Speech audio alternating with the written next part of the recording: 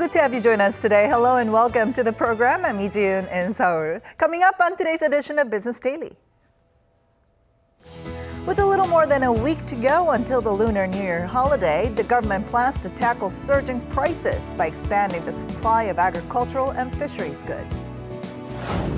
The winds of change are about to blow as U.S. President-elect Donald Trump gets ready to enter the White House on Friday. We take a look at the impact of his economic policies and the global outlook for this year.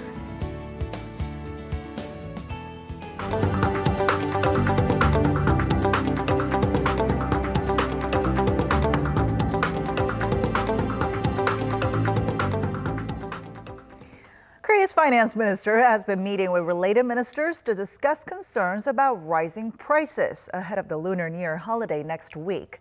Reflecting such concerns, the central bank says the producer price index has recorded its highest figure in more than a year. Our Connie Kim starts us off.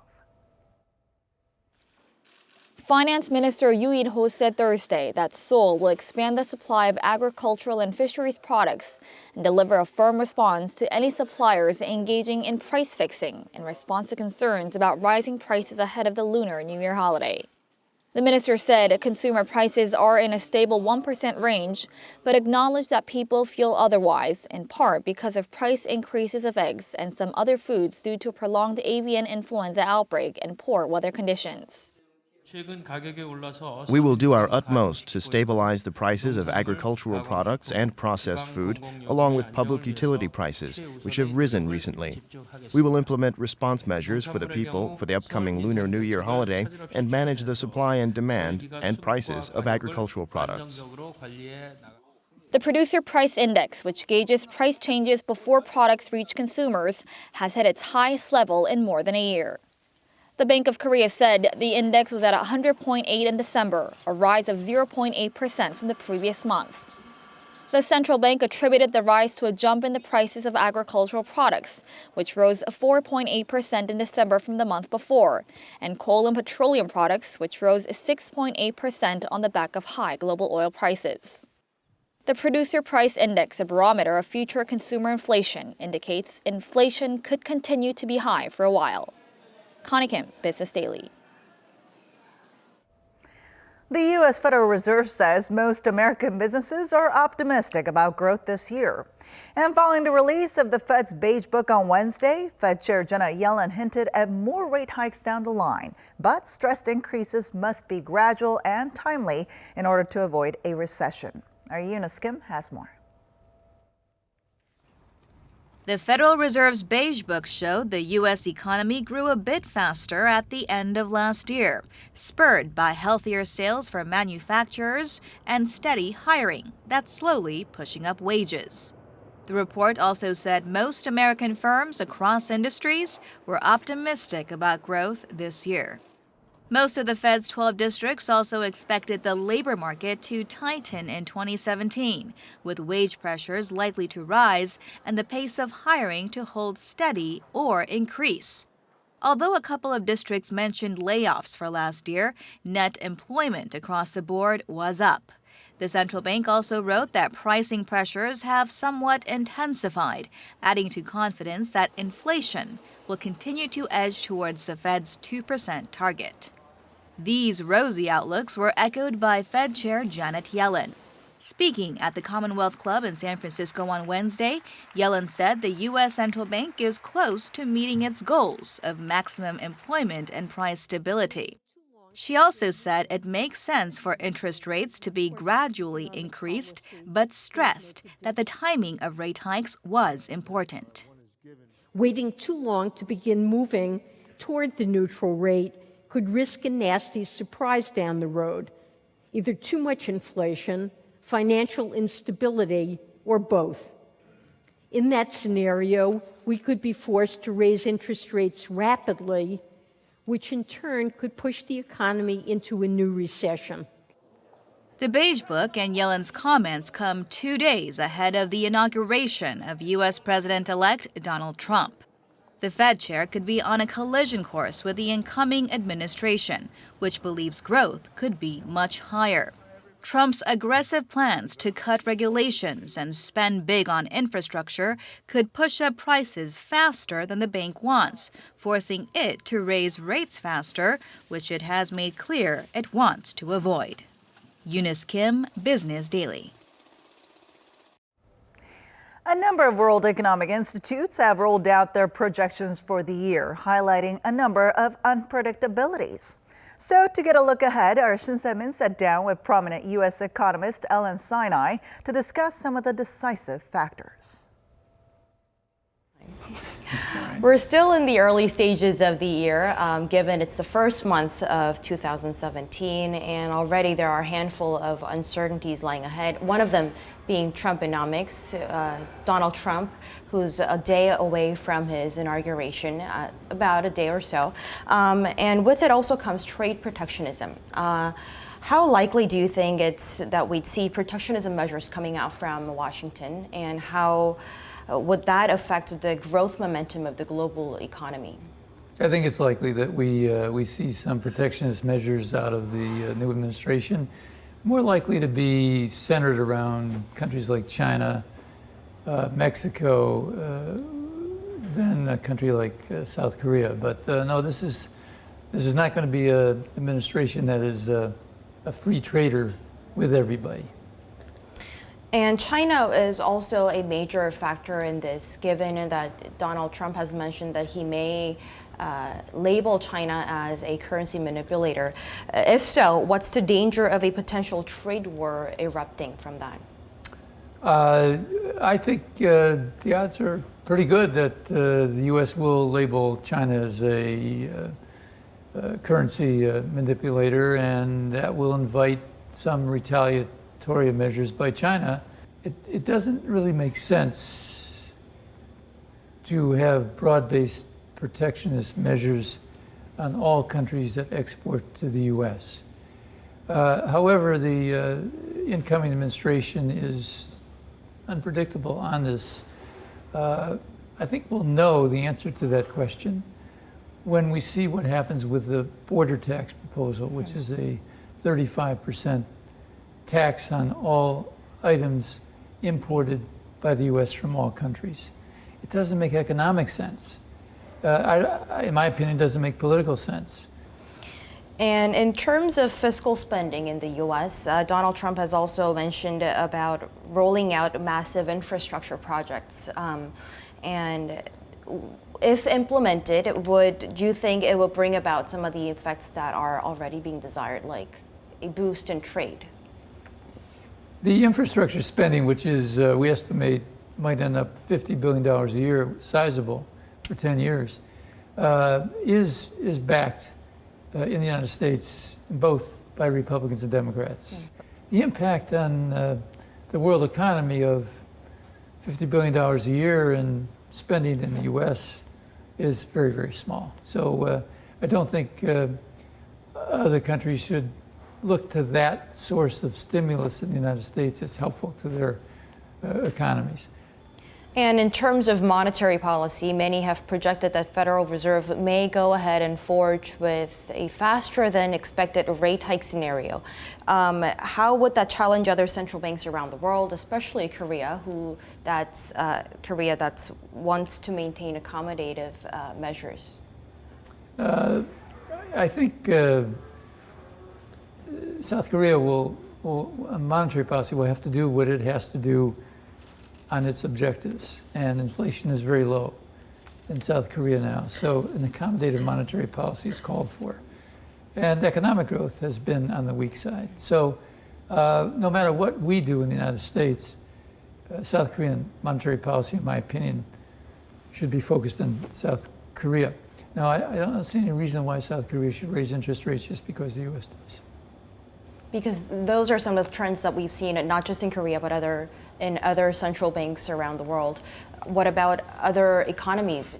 No, not this year, not this year. Outside the U.S., major countries of the world are a long way from raising interest rates. That's Japan, that's the ECB and the Eurozone, certainly the United Kingdom, South Korea. I think it wouldn't be 2017, it would maybe 2018.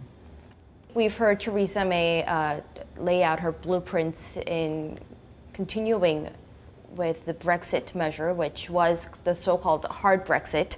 The sterling pound gained some after her speech, but how do you see the markets reacting after now that we know UK is heading towards a Brexit of leaving the European Union for good? Oh, I think we've seen the end of the decline in the pound against the dollar because looking ahead now, knowing what the UK plan is, one can look ahead and see some rays of sunshine. I have never been as concerned about the impacts of Brexit on the UK or the Eurozone as lots of people were. Disaster scenarios, disaster stories. These are not they're significant to renegotiate the agreements, the trade agreements that have to be set up, new ones, but it's not such a big deal quantitatively.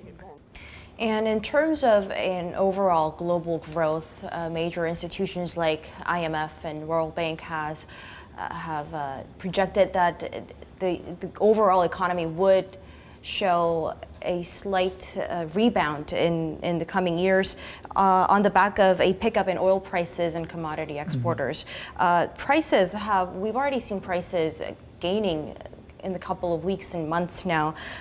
Where do you see this going in the long run? Where is this trend headed to? The global economy is in an upswing. And so I agree with the upgrading of the projections by the IMF and World Bank. And we're probably more optimistic on growth than they are. Part of that is the emerging world doing better, 33% of the total global economy, and part of that is China bottoming out and picking up because they're... The bettering economies of the emerging countries is due to prosperity of the U.S. economy, wouldn't you say? That's definitely helpful. Of course, it depends on what's going on in their internal macro policies. But no, the U.S. pickup in growth, it's the biggest economy in the world, is going to spread, help firm up commodity prices. So the developing countries who have been languishing now for several years and before we're booming should do better and contribute to a stronger and more widespread global expansion in 2017. Besides some of the factors that we've mentioned as uncertainties, what are other major variables that may alter the trajectory of the global economy this year and onwards? I'm very concerned about geopolitical and political risk and the possibility of confrontation. We've got hotspots everywhere in the world, and any one of them could blow up into a major confrontation. In the system, in the economic and financial system, I'm much less worried. Things look good. It's the outside world of politics and geopolitics.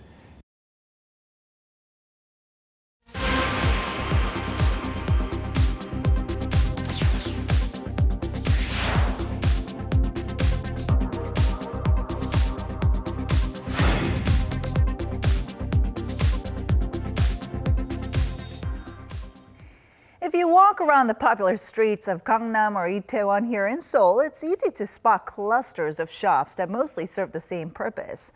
And many of them rely on loans taken out by self-employed business owners. And rapidly rising debt levels on that front have pushed banks to take action. Our Lee Ju-young tells us more. One coffee shop after another. One too many stores of the same kind vying for customer attention. But with the balance of business loans for self-employed Koreans having reached $392 billion as of September last year, on par with nearly a third of the country's household debt levels, banks are looking to tighten restrictions on potential business owners, especially for saturated industries. For example, banks will offer better interest rates for businesses that receive higher evaluations for potential performance, while making it harder to take out loans in fields that are overheated. So far, commercial banks had limited their review to delinquency rates and annual sales of business owners. The government believes it's this kind of loose lending that has driven up bankruptcy, with nearly half of newly opened small businesses closing shop within a year or two. This, in turn, presents more risk to the country, which has a massive household debt growing in tandem. To slow down this debt growth, the Financial Services Commission says its main focus is to manage the proportion of loans highly skewed towards real estate, as they took up about 40% of all outstanding debt as of end September. Experts say while efforts should be made to curb debt growth itself, reducing the closure rate of businesses is just as important to find a way for business owners to pay back their financial liabilities. Lee Ju-young, Business Daily. The Korean population is aging at a rapid pace, and last year it crossed a symbolic threshold. Statistics show that senior citizens now outnumber the young. Our Kim Yo-sun has this report. New government data show that for the first time, there are more Koreans aged 65 or older than 15 or younger. According to the Ministry of the Interior, the population classified as elderly grew last year by 3.25% from the year before, while that of the young fell a little over 2%. As of December, the number of senior citizens stood at about 6.99 million, making up 13.5% of the country's total population. Their proportion increased 0.4% year-on-year. In contrast, the number of people 15 years old and younger came to 6.91 million, or 13.7% of the population, down 0.3%. When the ministry began to systematically keep tabs on the number of registered residents in 2008, the youth outnumbered the elderly, but in just 8 years, the situation has changed. Meanwhile, the number of people between those two age groups, which constitutes a majority of the country, increased by only 0.25% on year to stand at 37.7 million. Kim Yo-sun, Business Daily.